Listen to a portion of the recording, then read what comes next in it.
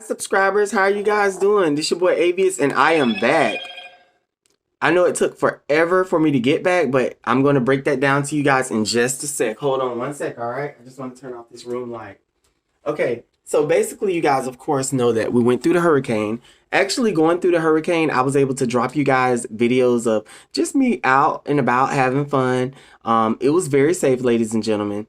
And also I kind of sort of took you on an adventure in the bar that I usually go to, and that felt like so good to be able to do that. But the reason, okay, I didn't realize that the hurricane had took so much away from me, away from us, because I was thinking, okay, the hurricane came through, it passed through. Yeah, we got a couple sticks. I got sticks on my patio and everything, but I cleared that off, and we're good to go. Ladies and gentlemen, it did not happen that easy. The next day, I was going to get some McDonald's. McDonald's shut down. Checkers shut down. Convenience stores, some were open. Walmart, supermarkets, all of those shut down. It had got to the point where the following day, after that day, I went to the gas station to get gas, and they're like, "Oh, you can only get like 97," and I usually only get like, I think, is it 87? And I'm like, oh my gosh. So I went ahead and got the expensive gas, you guys. It was like going back to when gas prices were up again. And then that night, which was last night, there was no gas, ladies and gentlemen. I was driving around afraid that I was going to be on E. I had my little niece with me. My little niece had came over to my apartment because the power was out where she lives at. And then it was like, she's at my apartment. We're watching movies. I'm telling her that I'm going for an outing. And she was like, okay. She's like, well, can I just stay here? Of course you can, sweetheart. Like, you're always welcome. But the problem was she didn't want to stay because my Wi-Fi was out. My Wi-Fi set out for like 2 days. And ladies and gentlemen, that's usually when I record, is because I'm able to get these videos to you guys so fast. So that sucked. Spectrum. So basically we went without Wi-Fi for a whole day, but ladies and gentlemen, it feels like years. Finally, Spectrum was able to come out and do something. This morning I woke up and I'm looking at my internet modem. I'm like, oh my gosh, the internet is back on. And that's the reason why I am here with you guys, ladies and gentlemen, today. The hurricane took a lot. I didn't realize it had took so much away from us.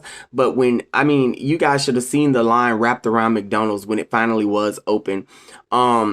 The gas, I'm just like, oh my God, it was just crazy. It was chaotic. And I'm just glad that it's all over with. I'm hoping that it's all over with. I mean, today I got up and I was able to go do some things. There's still certain stores only taking cash.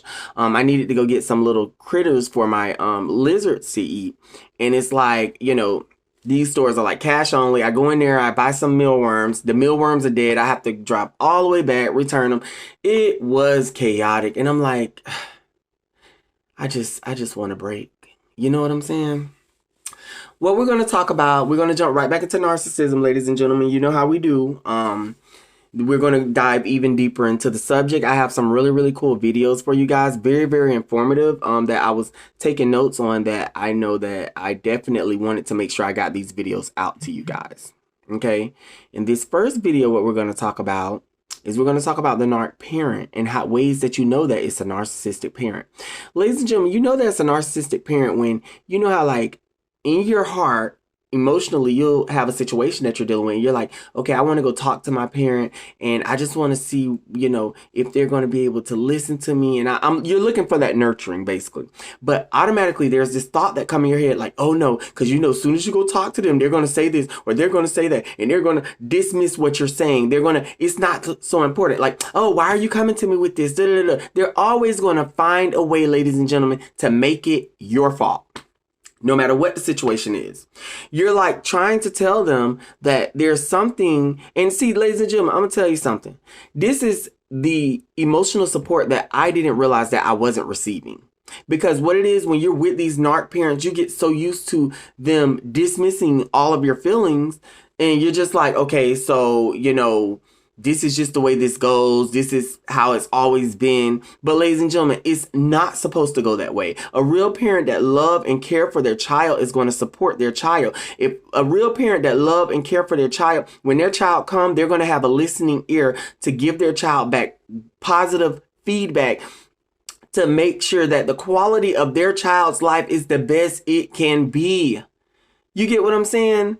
Especially, ladies and gentlemen, when you know you're not a disrespectful child, when you know if your parent was to tell you to stand on one leg for the whole entire day, it ain't even no talking, like you straight to it. You get what I'm saying?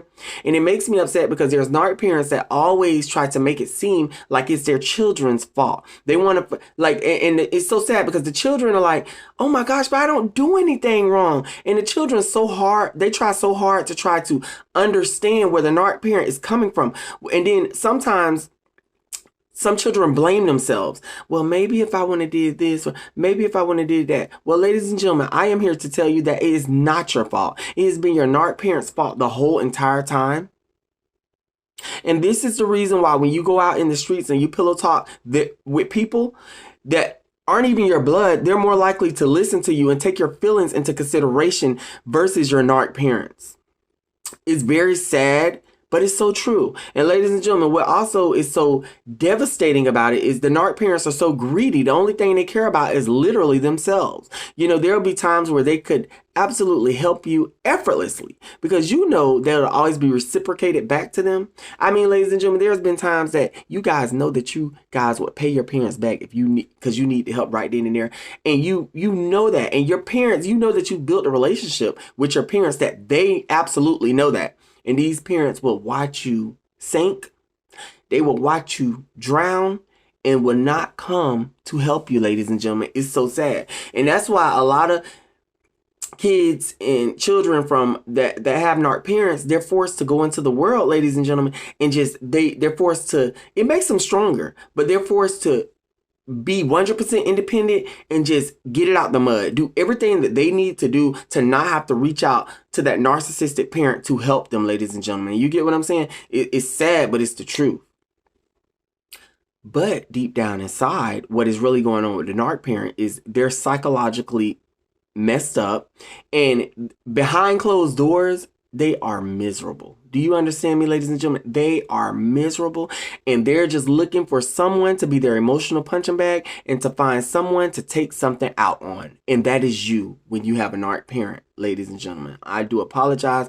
I'm so sorry. My sympathies go out to you because it's sad that this is an occurrence, but it's there, you know. But you guys can go to God, you can pray to God, and God will change things, and he will do. God is the ultimate parent. And you guys be wondering why certain things happen to you, and you say, oh my gosh, that was good luck. No, it's God watching out for you and providing that nurturing that your own parent is not doing. Because God sit high, look low, ladies and gentlemen, and he can see all. I want to tell you guys, I love each and every last one of you subscribers. For those of you that are worried if I made it through the hurricane, here I am. I'm here to tell you that I am here. We have more videos. I will talk to you guys later and see you in more videos. And make sure you guys are keeping yourselves protected and remaining no contact. Bye-bye.